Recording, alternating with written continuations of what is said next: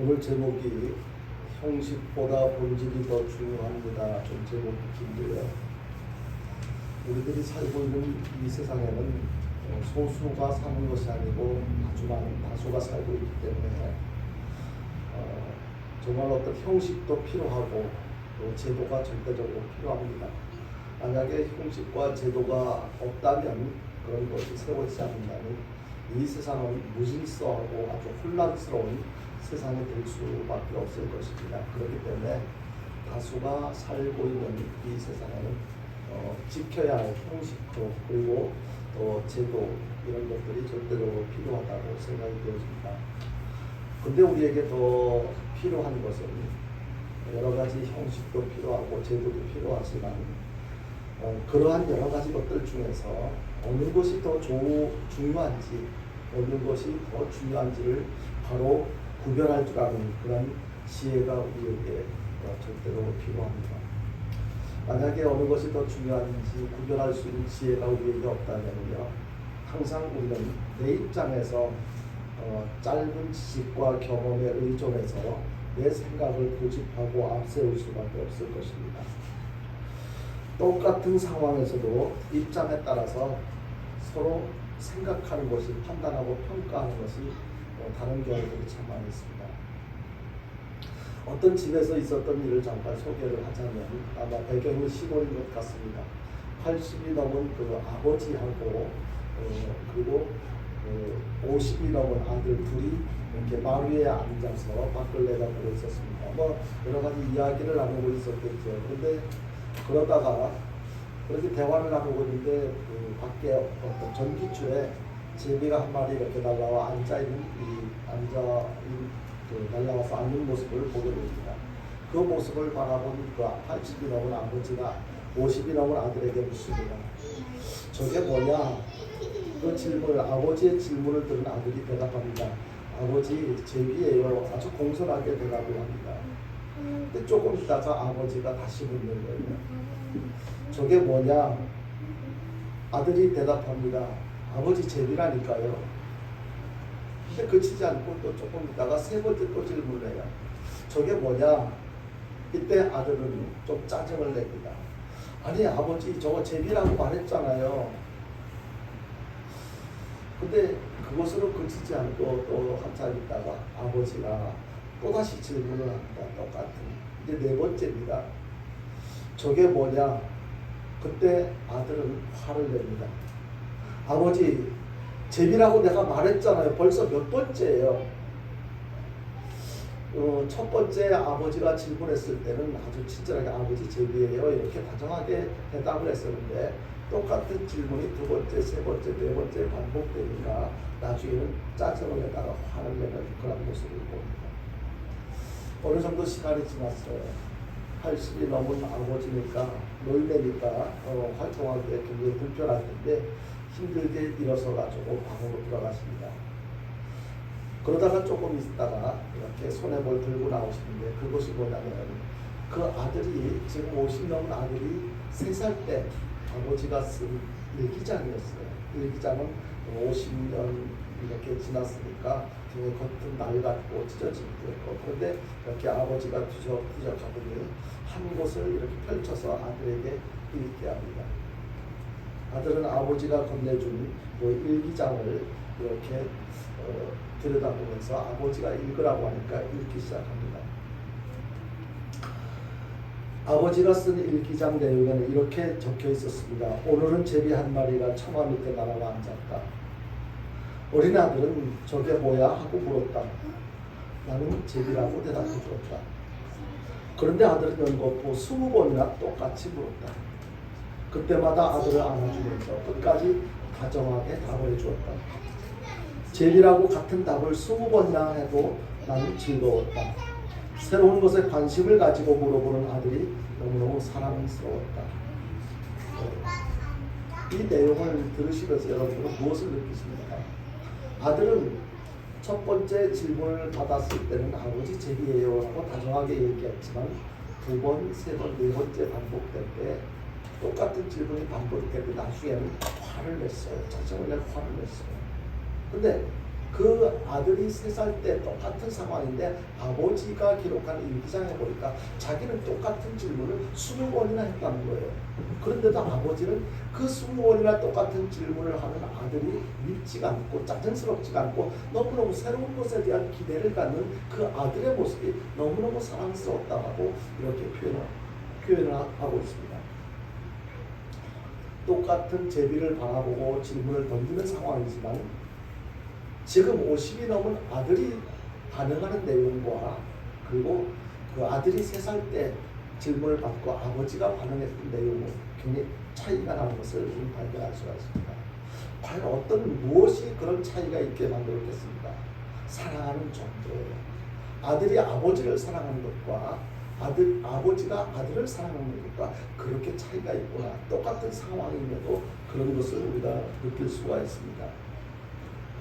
오늘 말씀에 보면요, 같은 안식일에 대해서 같은 안식일을 맞습니다. 안식일에 일어난 사건을 통해서 이렇게 그 안식일을 보내면서 예수님과 바리새인들이 다른 반응을 보여주고 있는 것을 오늘 읽은 본문 말씀.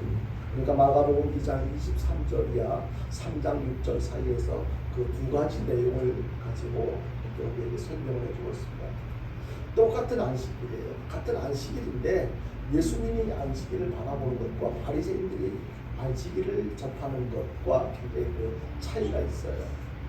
무엇이 옳고 그른 것 이것을 떠나서 과연 이 내용을 통해서 우리에게 무엇을 말씀하고 싶어 하시는가, 우리가 깨달아야 할 것은 무엇인가, 그 내용을 살펴보려고 합니다. 먼저 첫 번째 안식일 논쟁은 어디서부터 시작되었습니까? 오늘 본문 2장 23절부터 28절에서 소개를 하고 있습니다. 먼저 이 말씀을 살펴보기 전에 준비된 이스라엘 민박 사진 영상 사진 준비돼서 나오고요.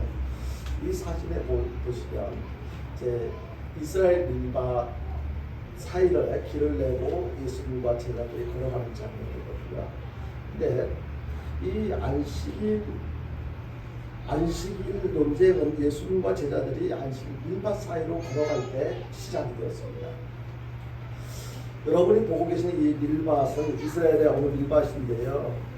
예수님과 제자들이 이런 밀밭을 지나가셨고 지나가다가 그냥 지나간 것이 아니고 제자들이 손에 담는 그 밀이삭을 잘라서 비벼서 이렇게 먹는 그런 일이 발생을 한 거예요. 제가 어렸을 때 아마 지금 젊은 사람들은 전혀 그 경험이 없어서 이해를 잘 못할 수도 있겠습니다만은 제가 어렸을 때마다 또 먹을 것이 너무 없었기 때문에 밀떼기, 콩떼기라는 게 있었어요. 목사님 기억하시는지 모르겠어요. 그죠? 그게 뭐냐면 밀밭에 가서 밀 이삭을 잘라가지고 또는 콩을 잘라가지고 이렇게 구워가지고 비비면요. 그 비벼진 그 탄 껍데기는 다 날라가고 시커먼 거 다 날라가고 정말로 그 잘 익은 밀이 남아요. 그리고 콩을 까면 콩이 남아요. 그 익은 콩이. 근데 그걸 먹으면 얼마나 맛이 있는지 몰라요. 그걸 어른들 보면 혼나니까 어린 친구들이 몰래 숨어서 이렇게 그때는 그렇게 남의 맛이라도 막 그냥 많이 막 낫으로 비는 정도가 아니고 이삭을 잘라가지고 콩을 조금씩 따가지고 하는 거니까 그냥 어른들이 봐도 그걸 뭐 나쁘다 이렇게 뭐라고 하지 않고 그냥 봐줬어요. 왜냐면 너무 그때 먹을 것이 없었기 때문에 그때 정서가 그랬어요. 근데 그냥 불에 태웠으니까 비벼가지고 막 후 불어가지고 껍질 날라가고 알맹이 먹을 때 그때 그 맛이 얼마나 지금도 그 느낌이 아직도 그때 생각을 하니까 이렇게 좀 새록새록하게 추억이 살아나는데요. 근데 오늘 본문에 소개되는 내용은 제자들이 불을 떼가지고 이삭을 잘라서 태워가지고 껍질 날려보내고 이건 아니고 그냥 이삭을 잘라서 배가 고프니까 배가 안 고프면 뭐 하려고 그 이삭을 잘라서 먹었겠어요. 그러니까 그냥 먹지는 않고 이 비벼가지고 껍질을 날려보내고 알맹이를 먹는 그런 일이 발생하는 거예요. 근데 문제는 이제 평일에 이런 일들이 발생했다면 별 문제가 없었을 거예요.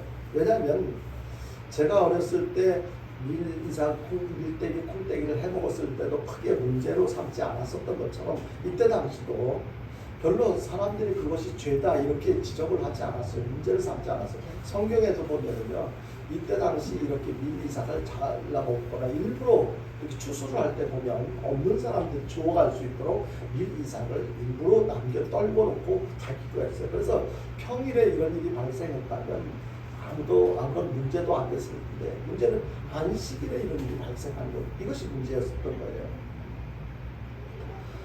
유대인들에게 있어서 안식일은 굉장히 중요했습니다.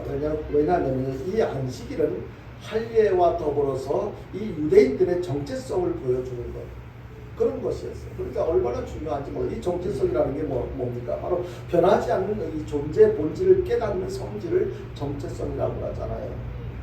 영어로는 아이덴티티라고도 이야기를 하는데요. 이 정체성, 이것을 상징하는 이 안식일을 예수님과 그 제자들이 범한 것이 이렇게 문제가 됐던 거예요. 안식일을 지키라고 하는 것, 안식일을 거룩히 지키라고 하는 건 10계명 중에 몇 번째 계명에 해당됩니까? 네 번째 계명에 해당되잖아요. 안식일을 거룩히 지키라고 하는 것은 분명한 하나님의 명령이에요. 이와 관련해서 출애굽기 20장 8절 이하 11절에서 이렇게 말씀하고 있습니다. 같이 보겠습니다. 시작.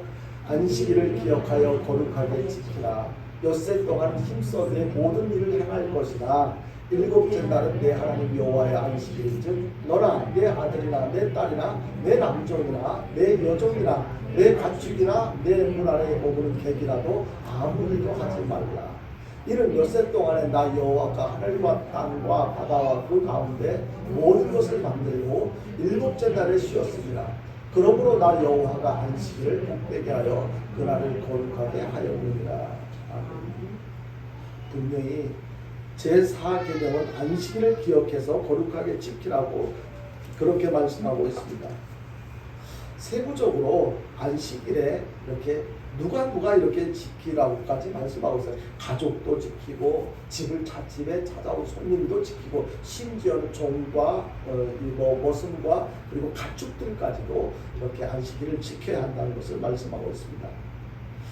안식일은 하나님이 복되게 한 날이에요. 이 안식일은 어떤 뜻이 있느냐면 샤바트라고 하는데 그 말의 뜻은 그치다, 중단한다, 그런 뜻이 담겨져 있어요. 그게 무슨 말이냐면요, 이 샤바트, 그치다, 중단한다, 이 말의 뜻은 하던 일을 중단하라는 거예요. 계속 하지 말고 하던 일을 하지 말라는 거예요. 다시 말해서 안식일에는 일하지 않는다는 개념으로 이렇게 정의를 하고 있는 것입니다. 문제는요, 안식일을 거룩하게 지키는 방법이 일하지 않는 것이라는 것은 알 수가 있는데 구체적으로 어느 내용, 어디서 어디까지, 무슨 일까지 하지 말라는 것인지 그것까지는 설명을 하고 있잖아요.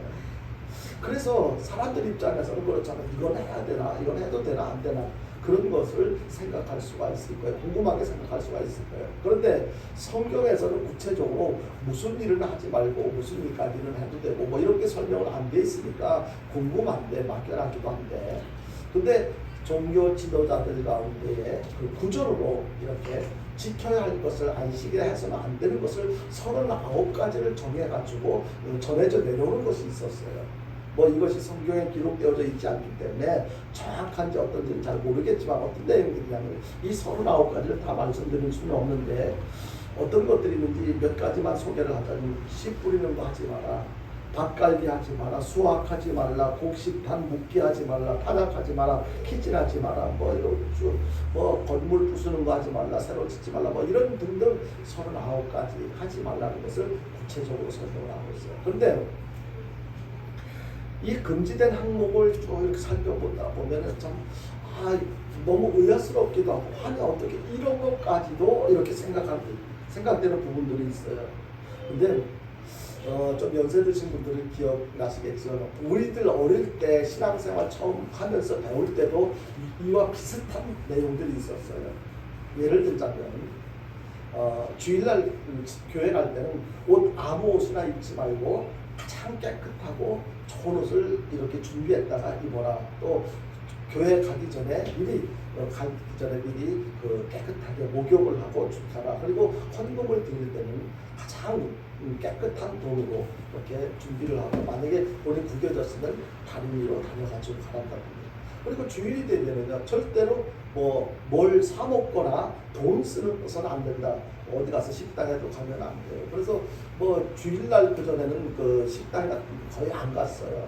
뭐 언제부턴가 이렇게 가기 시작했는데 주일날 뭐 과자도 사 먹어도 안 되고 뭐 이렇게 식당에 가도 안 되고 또 될 수 있으면 뭐 버스를 타고 어디 이동하는 거 이런 것들도 하지 마라. 그러니까 어떻게 보면은 굉장히 믿음이 없는 입장에서 생각할 때는 굉장히 불편한 점들이 많이 있었는데 생각해 보면 유익한 점들도 참 많이 있었어요. 신앙인으로서 정말로 주일날 너무 지금은 주일이 뭐 그런 개념 없이 하고 싶은지 대체적으로 다 하잖아요.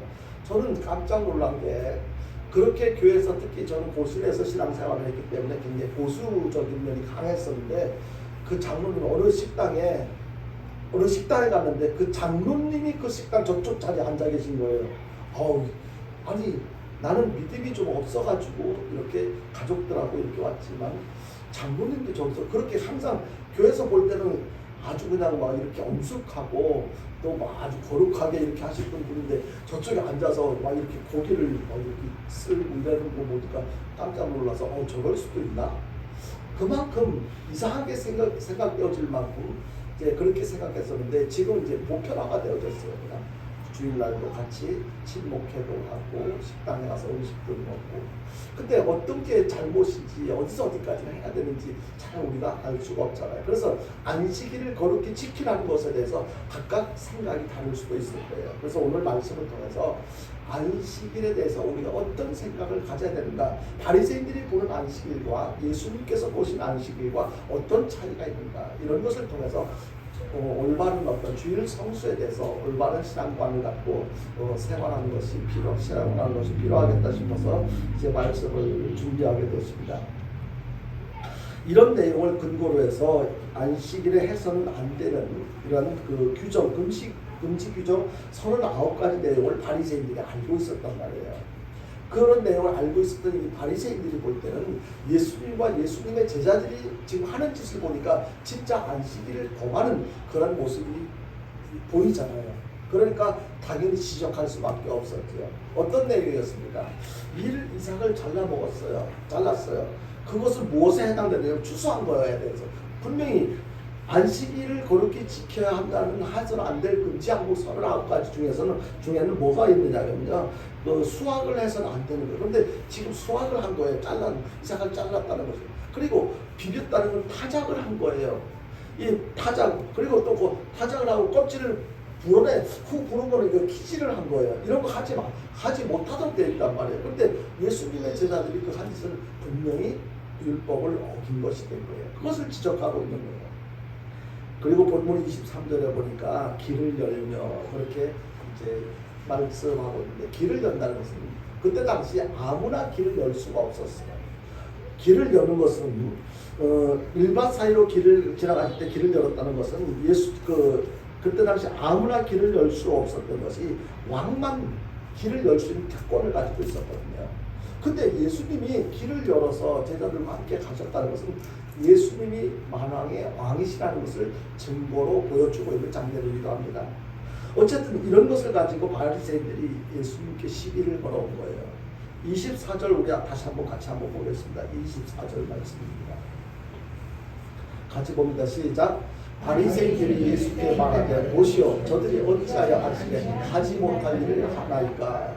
여기에 보니까 이제 바리새인들이 39가지 금지된 항목을 알고 있는 바리새인들 입장에서는 그렇게 예수님께 말을 하는데, 저들이 어찌하여 안식일에 하지 못할 일을 하나이까. 하지 못할 일이라는 게 뭐예요? 조금 전에 말씀드렸던 타작에 해당되는 거, 기질에 해당되는 거, 뭐 이런 것들 안식일날 그런 거 해서는 안 된다. 왜 그냐 이렇게 시비를 거는 거예요. 이런 시비를 거는 바리새인들에게 예수님께서 예를 들어서 말씀하시는 장면이 25절이야 26절 내용인데요. 무엇을 이야기합니까? 다윗이 사울을 피해 녹당으로 갔는데 그날이 바로 안식일이었다는 거예요. 이 다윗과 일행이 배가 그때 너무 많이 고팠어요. 그래서 배가 고팠을 때 먹을 것을 좀 달라고 했는데, 그때 당시 제사장이 아비아달이라고 소개를 하고 있잖아요. 이 아비아달이 하나님께 새로 진설병을 드리고 난 후에 한 일주일 동안 그것을 이렇게 진설하고 물려낸 그 진설병을 다윗과 그 일행에게 주었다. 근데 그게 죄가 아니다 라는 것을 설명하고 있는 거예요. 이 진설병은 뭐냐면요, 이 진설병은 성소 안에 있는 떡상 위에 올려놓는 그 거룩한 떡을 이야기하는데요. 그러니까 이것은 하나님께 드린 제물이에요. 이 제물은 아무나 먹을 수가 없었어요. 제사장만 먹을 수 있는 특권이 있었어요. 그런데 안식일 날, 그것도 안식일에 다윗이 배가 고프다고 먹을 걸 좀 달라고 하니까 제사장이 그 진설병을 줬다는 거예요. 다윗만 먹은 것이 아니고 같이 한 일행에게도 그 진설병을 줬다. 그런데 그걸 누구도 그것을 죄라고 지적한 사람이 없지 않느냐라고 이렇게 말씀을 하시는 것입니다. 그러면서 안식일에 대해서 아주 명쾌하게 정의를 내려주고 있는데, 그 정의를 내려주는 내용이 바로 본문 27절과 28절인데 같이 보겠습니다. 같이 봅니다. 시작. 또 이르시되 안식일이 사람을 위하여 있는 것이요 사람이 안식일을 위하여 있는 것이 아니니 이러므로 인자는 안식일에도 주인입니다. 아멘. 여기서 이 내용을 정리하자면요, 안식일이 중요하고 안 중요하고 그게 문제가 아니고 사람이 먼저라는 거예요. 안식일보다 사람이 먼저고 안식일이 존재하는 그 이유를 설명하고 있어요. 그리고 안식일이 먼저이고 뭐 이렇게 지켜야 한다 저렇게 지켜야 한다 이 규정은 그 사람 다음이라는 거예요. 우리가 이 세상에 제도가 서기에 제도도 필요하고 형식도 필요하다라고 말씀드리니까 그것은 무엇 때문에 제도를 만들고 형식을 만들었습니까? 사람들이 보다 더 잘 살기 수 있도록 하기 위해서 제도도 만들고 형식도 만들어 놓은 것 아니겠습니까? 그런데 어떤 경우에는 그 사람을 위해서 존재하는 그 제도 그 형식이 오히려 사람에게 더 피해를 주는 그런 경우들을 가끔 이렇게 우리가 볼 수가 있는데, 오늘 주님께서 그것을 말씀하고 있는 거예요. 예수님이 사람이 먼저고 규정은 나중이다. 그리고 예수님이 이 안식일의 주인이다라는 것을 가르쳐 주고 있는 거예요. 안식일의 주인이 내가 그렇게 말하는데, 내가 그와 함께 하는데 무엇이 문제가 있느냐. 여러분들 잘 알고 계시는 내용이 있을 테지만 오늘 읽은 본문 그 앞에 보면은요, 본문 2장 1절 이하 22절 사이에 보면은요, 이 5가지 논쟁을 이렇게 소개하는 내용들이 나와요. 이 5가지 논쟁을 통해서 예수님이 어떤 분인지를 소개를 하고 있어요. 예수님이 어떤 분인지. 그리고 나서 오늘 본문을 이렇게 안식일의 주인, 예수님이 안식일의 주인이시다라는 것을 설명하고 있는데, 어떤 내용이냐면요, 마가복음 2장 1절이야 12절에 보면은요, 중풍병자를 치료하는 장면을 소개하고 있거든요. 근데 이 중풍병자를 치료하시고 나서 내 죄사함을 받았다라고 하는 그런 말씀을 통해서 예수님께서 죄를 사하는 권세가 있다, 죄를 사하는 권세를 가지고 계신 분이라는 것을 설명을 하고 있습니다. 그리고 또 13절이야 17절에 보면은요, 세리마태, 본문에서는 레위라고 소개하는 세리마태를 제자로 부르시는 장면을 소개하고 있습니다.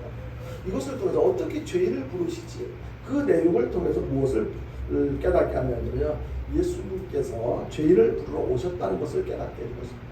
그러니까 의인을 부르러 오신 것이 아니라 그냥 예수님께서 하신 모든 내용 하나하나 이렇게 살펴보면 모든 것에는 다 의미가 담겨져 있어요. 죄인을 부르러 오셨다. 그리고 이 18절이야 22절에 보면 예수님께서 이제 금식에 대해서 이렇게 설명을 하시면서 이것을 통해서 무엇을 깨닫게 해주시냐면요, 예수님은 진정한 참 기쁨을 주시러 오셨고 새로운 세상을 열어주기 위해서 이 땅에 오셨다는 것을 설명을 하고 있는 것입니다. 그러니까 예수님이 어떤 분인가라는 것을 쭉 설명을 하시고 나서 오늘의 본문에서 안식일의 주인이 바로 나야, 이것을 말씀하고 계시는 거예요. 결국 이 첫 번째 논쟁, 밀밭 사이에서 걸어서 안식일 날 밀밭 사이에서 있었던 이 사건을 통해서, 안식일에 있었던 이 사건을 통해서 이 논쟁에서 무엇을 깨닫게 해주고 있냐면요, 예수님이 안식일의 주인이시고, 그리고 안식일은 형식보다 꼭 이것도 저것도 나열하는 39가지 이런 것들을 지켜야 하는 이런 형식보다도 사람이 더 중요하다는 것을 이렇게 말씀하고 있는 것입니다. 자, 그리고 두 번째 안식일 논쟁이 바로 3장 1절 이하 6절에서 소개하고 있는데요. 이 논쟁을 통해서 이 논쟁의 이해를 돕기 위해서 먼저 이 안식일 법의 기원을 먼저 간단하게 먼저 말씀을 드리면 나중에 이 논쟁에 대한 내용에 대해서 이해하는 데 도움이 될 것 같습니다. 이 안식일에 대한 어떤 법의 기원이 어떻게 시작되느냐면 크게 두 가지로 되어져 있습니다. 한 가지는 바로 하나님의 창조 사건이에요. 그러니까 여러분들이 잘 아시는 것처럼 6일 동안, 일주일 7일인데 6일 동안 하나님께서 이 세상 모든 것을 다 만드셨잖아요. 창조하셨잖아요. 그리고 7일째 쉬셨다는 사실에 근거해서 사람들도 안식일에 노동하지 말라고 그렇게 설명을 하고 있습니다. 이것은요, 여기에서 핵심이 뭐냐면요, 사람들이 일 안 하고 쉬는 것, 이것이 핵심이 아니고요, 바로 창조 행위라는 것을 우리가 알아야 돼요. 하나님께서 이 세상을 창조하셨다. 일주일에서 최소한 하루만은 일체 노동에서 벗어나 하나님의 창조 행위를 기억하는 것. 이것이 중요한 거예요. 그냥 단순히 주일이 됐다고 쉬는 날이네, 놀러 가는 날이네, 이게 아니고 하나님께서 오늘 주일 앞서서 엿새 동안 우주 만물을 이렇게 이러이러한 과정을 거쳐서 이렇게 창조하셔서 이것을 기억하면서 하나님의 창조 섭리, 창조 가운데에 내가 존재하고 있어. 그 하나님의 창조를 깨닫고 하나님께 영광 돌려드리는 것, 이것이 굉장히 중요한 것인데요. 이 창조의 사건 속에는 반드시 우리가 기억해야 될 것이 생명 사건이에요. 이 창조와 생명 사건을 넘어서는 것은 이 세상에 하나도 없는데요. 그걸 반복해서 회상하라고 하는 요청이 바로 안식일법의 핵심 내용인 거예요.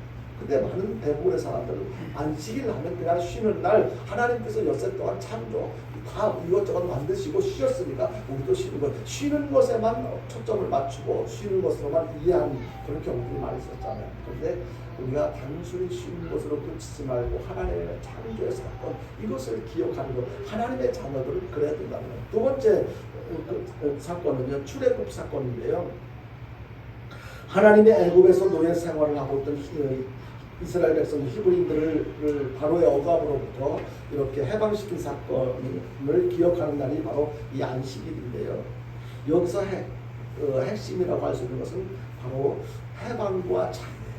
그러니까 애굽에서 노예로서 얼마나 힘들고 어렵고 자유롭지 못한 힘든 삶을 살았어요. 그런데 거기서 이렇게 애굽에서 나오면서 이제 해방되었고 더 이상 노예 생활을 하지 않아. 그리고 자유롭게 살아갈 수 있도록 그렇게 허락이 되어졌습니다. 그래서 이렇게 안식일의 역사적 뿌리에는요, 천지창조 사건하고 출애굽 사건이 있고, 핵심 개념은 천지생명 그리고 해방과 자유라고 하는 이 두 가지 아주 귀한, 우리가 기억해야 할 그런 개념들이 포함되어져 있는 것입니다. 오늘 본문 2장 28절에서 말씀하신 인자는 안식일에도 주인이라는 이 말씀이 이 두 가지 사건을 우리가 기억할 때 이해가 되어질 것입니다. 바로 예수님은 천지 창조하실 때 그때도 계셨어요.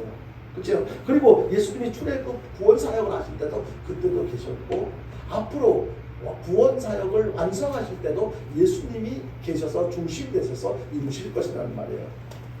그래서 안식일을 창조 행위와 구원 행위, 그러한 관점으로 이렇게 오늘 두 번째 3장 1절부터 6절 사이에서 소개되는 이 두 번째 논쟁을 이렇게 살펴보다 보면 쉽게 더 이해할 수가 있을 것이다. 그래서 이제 말씀을 드리고 있는데요.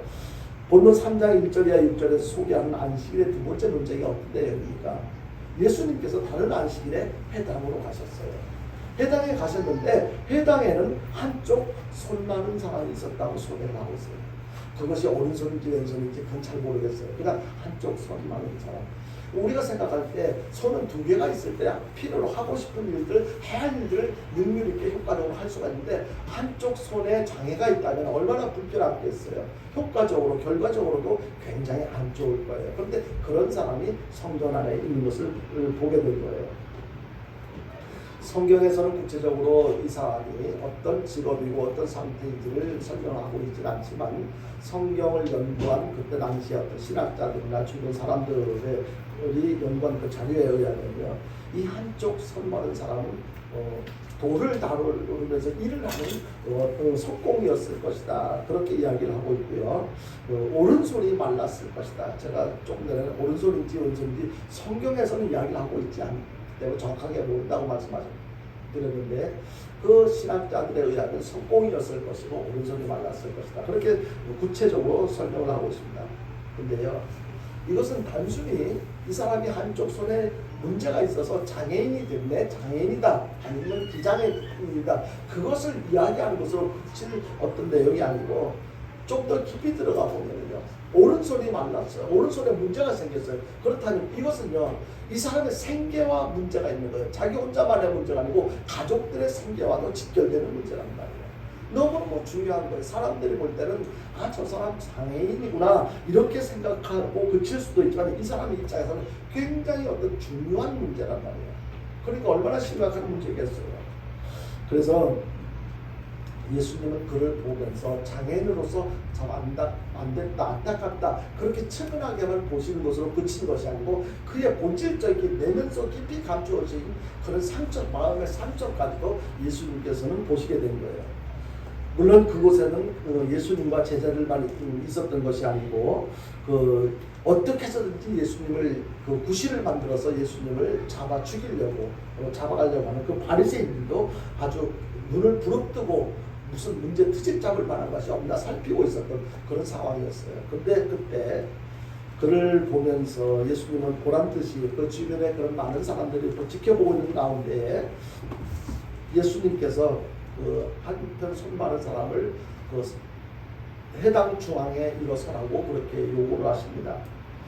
그때 당시 해당 구조는 뭐 제가 직접 겪었지 않아서 모르지만 그렇게 설명을 하고 있어요. 지금 우리가 앉아서 예배를 드리는 이런 형태의 구조가 아니고 양쪽에 계단을 세워서 그쪽에 성도들이 이렇게 앉게 하고 중간에서 이렇게 설교자가 뭐 이렇게 설교를 말씀을 전하는 그런 형식으로 이렇게 구성이 되어져 있다고 알려지고 있습니다. 근데 그 중간에 예수님께서 말씀을 전하는 그 자리에 그 손 마른 사람을 불러서 세우신 거예요. 그러면서 예수님은 해당 중앙에 손 마른 사람을 세워놓고 바리새인들에게 이렇게 질문을 합니다. 본문 3장 4절을 한번 보겠습니다. 3장 4절을 같이 봅니다. 시작. 그들에게 이르시되 안식일에 선을 행하는 것과 악을 행하는 것, 생명을 구하는 것과 죽이는 것 어느 것이 옳으냐 하시니 그들이 잠잠하거늘. 문제를 삼는 바리새인들에게 안식일에 어떤 거 하는 게 맞다고 생각하니라고 질문을 던진 거예요. 근데 그 뒤에 이 4절 끝부분에 보니까 그들이 그 질문을 받은 예수님의 질문을 받은 그들이 대답을 못하고 잠잠했다고 설명하고 있어요. 왜냐하면 예수님께서 하신 그 말씀 질문하는 그 질문 내용 속에 답이 들어있어요. 안식일에 선을 행하는 것과 악을 행하는 것 어떻게 더 중요하니? 사람을 생명을 살리는 것과 죽이는 것 어떻게 더 중요하니? 이렇게 물어봤는데 죽는 것이 더 중요합니다. 뭐 아니면 악을 행하는 것이 더 중요합니다. 그렇게 말할 수가 없잖아요. 근데 둘 중에 하나 답이 담겨져 있는. 그러니까 바리새인들은 말을 할 수가 없었던 거예요. 당시에요.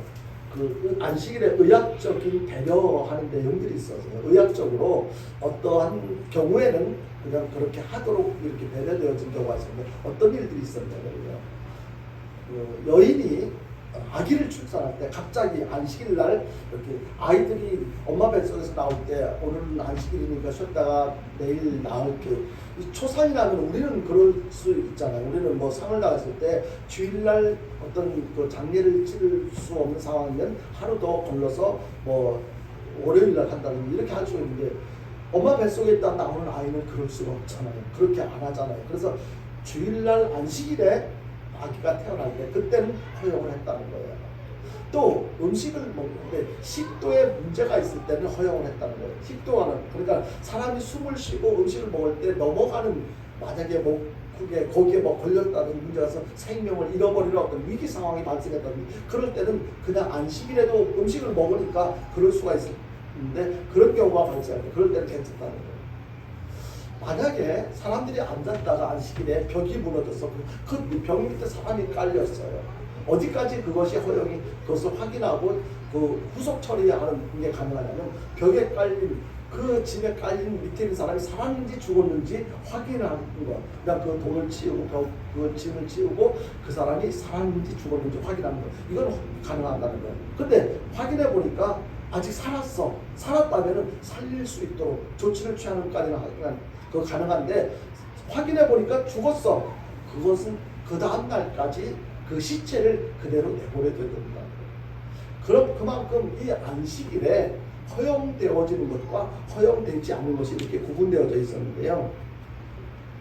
그런 맥락에서 보자면 지금 안식일에 한쪽 손 마른 사람, 이 사람은 치료할 어떤 그런 것에 해당되지 않는 거예요. 뭐 해산하는 것도 아니고 금방 죽어가는 그 한손 손 마른 것 때문에 죽어가는 것도 아니고 그냥 내버려 둬야 돼요. 그때 당시에 율법대로라면요. 그런데요. 예수님은 뜬금없이 그 사람을 해당 가운데 세워놓고 안식일에 선을 행하는 게 옳으냐 아니면 악을 행하는 것이 옳으냐, 생명을 살리는 게 옳으냐 죽이는 게 옳으냐 이렇게 질문을 던진 거예요. 안식일의 주인이신 예수님께서 안식일의 의미를 분명히 아시는 예수님이 바리새인을 향해서 정곡을 찌르는 그런 질문을 했을 때 그들은 한마디 말도 못하고 잠잠했다고 소개하고 있는데요. 본문 3장 5절에 보니까 그들의 마음이 완악함을 탄식하사 노하심으로 그들을 둘러보셨다고 말씀하고 있습니다. 이 내용이 뭐냐면요. 그들이 지금 어떤 의도를 가지고 안식일에 이렇게 하는 거냐 이렇게 하는 게 지적하고 살피고 있는지 예수님께서 아신 거예요. 진짜 그들을 영혼을 사랑하는 마음이 그들에게 없는 것. 그들은 형식을 더 중요하게 생각하고 지금 문제를 트집을 잡으려고 하는 것을 알고 예수님께서 그들의 마음이 그렇게 완악하다는 것을 아시고 이렇게 화가 난 어떤 그들은 완악한 마음을 아시는 상태에서 예수님이 아주 자애롭게 그렇게 표현하셨겠어요. 그 완악함을 아시는 예수님이 화가 난 그런 마음을 아시고 그리고 그 후에 손 마른 사람에게 이렇게 명령을 합니다. 뭐라고 명령할까? 내 손을 내밀라고 그렇게 명령하셔요. 너희들이 바리새인들을 향해서 너희들이 나한테 정말로 본질과 비본질 구별도 못하고 어떻게 해서 트집 잡아가지고 이렇게 나를 어떻게 훔쳐내려고 네가 하는 건 내가 그거 모를 줄 알고 아마 속으로 그렇게 생각하십니다. 다 너희들 심보를 다 알고 있다라고 생각을 하셨을 거예요. 그러시면서 이제 아무 말도 못하는 그들이 지켜보는 가운데 그 손 마른 사람에게 아픈 마른 손을 내밀라고 말씀하십니다. 예수님께서 말씀하실 때 순종해서 손을 내밀자 그 손이 아프기 전 마르기 전에 예전과 같이 동일한 모습으로 회복되어진 것을 성경은 소개를 하고 있는데요. 예수님께서 이 안식일에 선을 행함으로써 환자도 고쳤고 그리고 그 가족도 결국에는 살려주게 되는 그러니까 생명을 살리게 되는 질병도 치료를 하고 생명도 가족들의 생명도 살리게 되는 그러한 결과를 가져오게 된 것입니다. 이 놀라운 사건을 경험한 바리새인들은 어떻게 했습니까? 와 우리가 생각을 잘못했네 반성한 것이 아니고 6절에서 뭐라고 3장 6절에서 뭐라고 합니까? 6절을 한번 보겠습니다. 본문 6절에서 이렇게 같이 봅니다. 시작.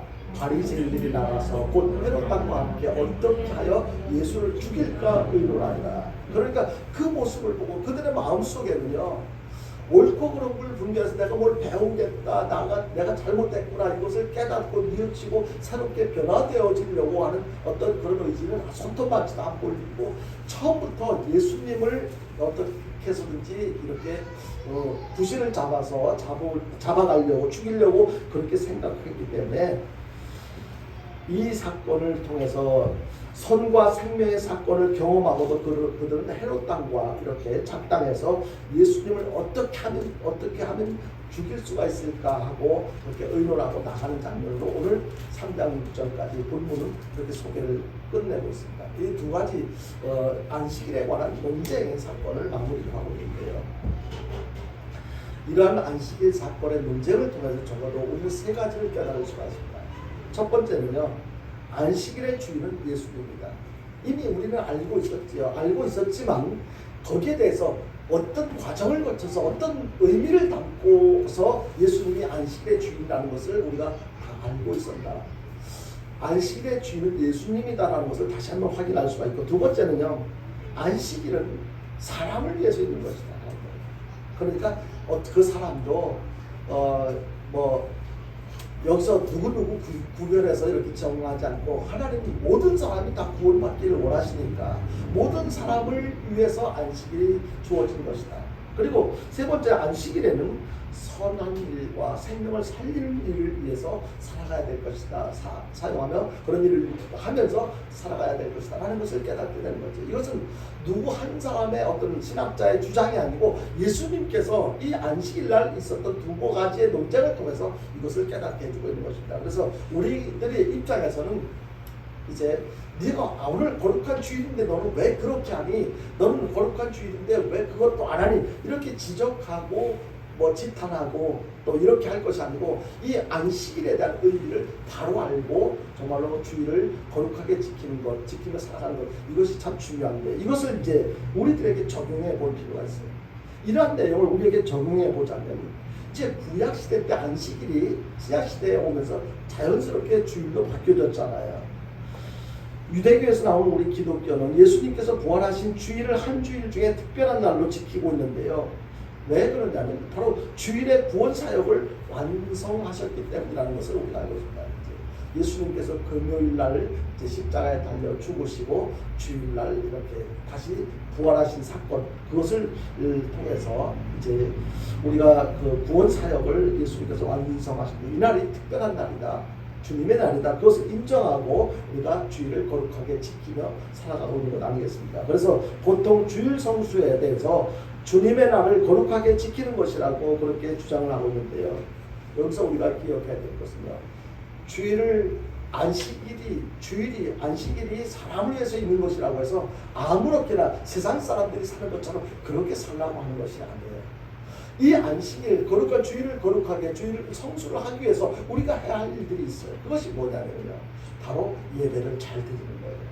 이 예배를 잘 드리는 것, 이 예배를 잘 드리는 것인데, 예배를 잘 드리기 위해서는요, 바로 예배를 왜 잘 드려야 되느냐, 예배를 통해서 내 영이 참 쉼을 얻고 그리고 참 회복을 얻을 수 있는 날이 바로 이 안식일, 주일이라는 거예요.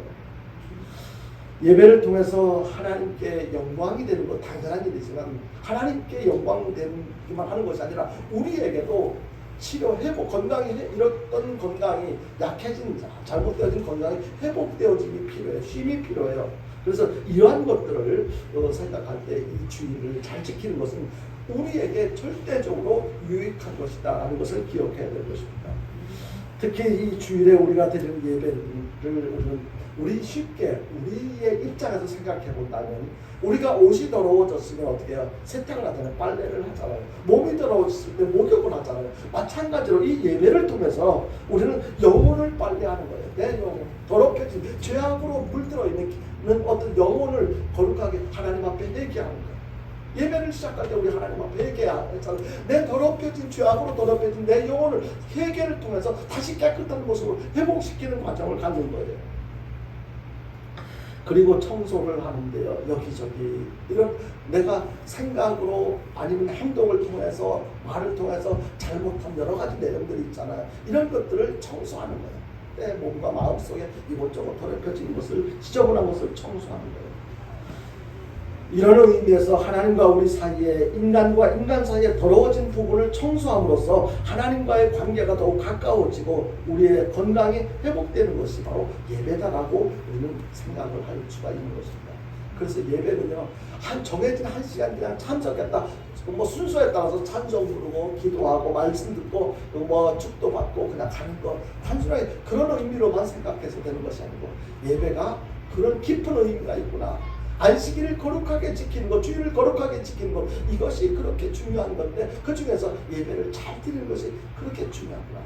그리고 또 주일 성수 잘하기 위해서는요, 노동을 멈추잖아요. 하던 일을 평소 때 6일 동안 여러 가지 하던 이 노동을 멈춤으로써 육신의 건강을 회복하는 것, 이것은요, 우리가 계속해서 쉬지 말고 주일날 그래도 일을 하면 돈이 얼마인데 이렇게 주장하고, 주일날도 그것도 특근인데 150% 50% 더 주는데 얹어 주는데 그렇게 고집하면서 이렇게 일을 하는 경우들도 있었고 지금도 아마 있을지 모르겠어요. 그런데 사람이 이 휴식을 하지 않으면 얼마 가지 않아서 한번 쓰러지면 우리는 일어나지 회복하기 어려울 정도로 망가지게 돼요. 그래서 사람은 적당한 휴식이 필요해요. 하루의 휴식, 하루 낮에 부지런히 열심히 수고하고 일했잖아요. 힘들게 일했잖아요. 그럼 언제 그 휴식을 합니까? 우리는 밤에 잠자면서 휴식을 해요. 그래야지 그 다음 날도 건강하게 일을 효과적으로 할 수가 있어요. 그런데 밤 잠도 안 자고 계속해서 또다시 밤늦게까지 일한 만큼 그 다음에는 능률도 안 오르고 건강도 안 좋아지고, 그러니까 하루의 일과의 휴식은 저녁 잠을 통해서 하는 것처럼 일주일의 휴식은 바로 주일날 안식일날 하나님 앞에 예배드리고 휴식하는 것을 통해서 다시 건강이 회복되어져야 되는 것입니다. 그래서 이렇게 주일을 온전히 쉬어야 하는 것, 필요하다는 것을 말씀드릴 수가 있고요. 그 다음에 중요한 것은요, 주일에 선한 일, 생명을 살리는 일, 이런 일들을 하면서 살아야 된다. 그런 일을 위해서 필요한 일이 있다면 그런 일을 위해서는 우리가 적극적으로 해야 된다. 이 부분에 대해서는 여러분, 이 부분이 구체적으로 어디에 나와 있거나 어떻게 보여줄 수 있는 부분이 아니기 때문에 이 부분에 대한 구체적인 내용은 여러분들이 신앙적으로 잘 판단하셔서 여러분들의 삶에 신앙적으로 잘 적용해서 실천할 수 있기를 바랍니다. 이제 말씀을 맺는데요, 서두에 말씀드린 것처럼 여러 사람이 살고 있는 이 세상에서 형식도 중요하고 제도도 중요합니다. 그러나 그 중에서 정말로 무엇이 본질인가, 무엇이 형식보다 본질이 더 중요하다는 것, 이것을 꼭 기억하시고, 어떤 상황에서 어느 형식과 본질 중에 무엇이 더 중요하냐고 누가 물어본다면 망설임 없이 본질이 더 중요하다고 자신 있게 우리는 신앙적으로 대답할 수가 있어야 될 것입니다. 바리새인들은 안식일의 형식을 더 중요하게 주장했었지만 예수님은 안식일의 본질을 더 중요하게 여기셨던 그 사실을 우리는 기억해야 될 것입니다. 그렇다면 오늘 우리는 신앙생활을 하면서 형식과 본질 중에 어느 것을 더 중요하게 여기면서 살아가야 될 것인가? 이것은 하나님께서 우리에게 이것을 올바로 판단할 수 있는 지혜를 주셔야 돼요. 우리의 경험만 가지고는 안 돼요. 그래서 그것이 성령 하나님, 무엇이 본질이고 무엇이 더 중요한지를 바로 깨달을 수 있는 지혜를 주십시오. 끊임없이 우리는 기도 생활이 계속해서 진행되어야 될 것입니다. 말씀을 맺습니다. 형식도 무시할 수 없지만 본질에 더욱 충실한 믿음 생활을 통해서 주님께서 주시는 이 신비한 복을 날마다 경험하면서 더욱더 복된 삶을 살아가는 저와 여러분들 될 수 있게 되기를 주님의 이름으로 축원드립니다. 우리 찬송 한 장 부르고 기도할 텐데요.